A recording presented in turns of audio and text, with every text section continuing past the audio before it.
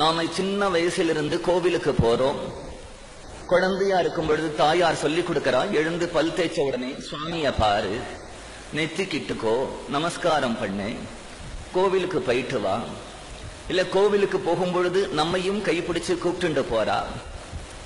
கோவில்ல போய் அர்ச்சனை பண்றா, சுவாமி நமஸ்காரம் பண்ணு, பிரசாதம் எடுத்துக்கோ.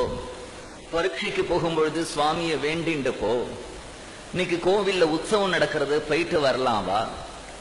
அங்க ஒரு கதை நடக்கிறது, போயிட்டு வரலாம் வா. அப்படிங்கிறது முதல்ல தாயார் தான் இந்த குழந்தைக்கு குருவா இருக்கா. நம்ம சின்ன வயசுல இருந்து கோவிலுக்கு போயிருக்கோமா, பகவான பூஜை பண்ணிருக்கோமா? சாதுக்களுடைய சங்கத்துல நமக்கு ஒரு கேள்வி இருக்கு இல்லையா, என்னன்னா நான் பண்ணின பக்திய பகவான் ஏத்துன்னு இருக்கானா, நான் பண்ணின பக்தி பகவானுக்கு சம்மதமா இருக்கா அப்படின்னா அதுக்கு ஒரு அடையாளம் இருக்கு. என்ன அடையாளம்னா, எப்போ உன்னுடைய பக்தியை பகவான் ஏற்றுருக்காங்கிறதுக்கு ஒரு அடையாளம், ஒரு நல்ல குருவை உங்ககிட்ட கொண்டு வந்து சேர்த்து வைப்பான். என்றைக்கு ஒரு நல்ல குருவனுடைய சங்கம் உனக்கு கிடைக்கிறதோ அந்த நேரம் பகவான் உன்னை ஏற்றுட்டான்ங்கிறதுக்கு அர்த்தம்.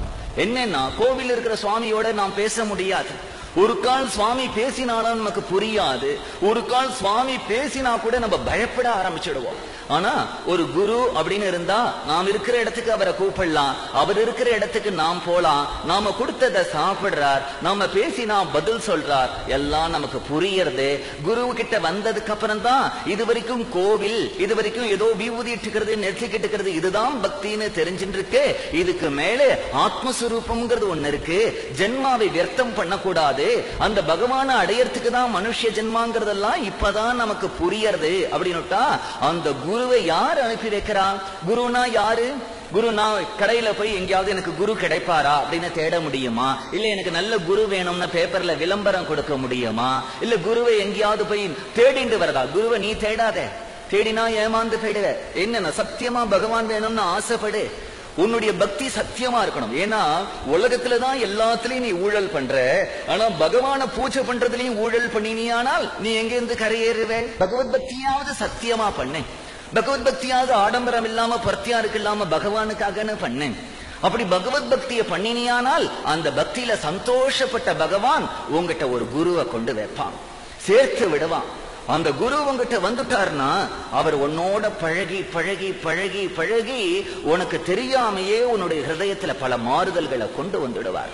அந்த மாறுதல்களை கொண்டு வந்து உன்னை ஒரு ரோஜா புஷ்பமா, ஸ்பட்டிகமா, ஸ்வர்ணமா மாற்றி உன்னை பகவானுடைய சரணத்துல கொண்டு போய் போட்டுடுவார். உனக்கு கூட தெரியாது யார் நமக்கு இவ்வளவு மாறுதல்களை உண்டு பண்ணி நம்மள மாத்தினான்னு. நீ குருமுகமா போகாம நேர பகவான்கிட்ட போனா கூட பகவான் உன்னை ஏத்துக்கிறது இல்லை. ஒரு பழத்தை எடுத்துக்கணும்னு ஆசைப்பட்டா ஒரு கைய வச்சுட்டு எடுக்கிற மாதிரி ஒவ்வொரு ஜீவனையும் பகவான் தன்னுடைய சரணத்துல சேர்த்துக்கணும்னு ஆசைப்பட்டா ஒரு குருவை வச்சுட்டு தான் எடுத்துப்பான். குருங்கிறது ஒரு உயர்ந்த பதம். எப்படின்னுட்டா, எனக்கு ஒரு குரு இருக்கார், எப்படி சொல்றேன், நடந்ததெல்லாம் சொல்லுவார், நடக்க அப்படி ஜோசியர்னா அவர் குரு இல்லை.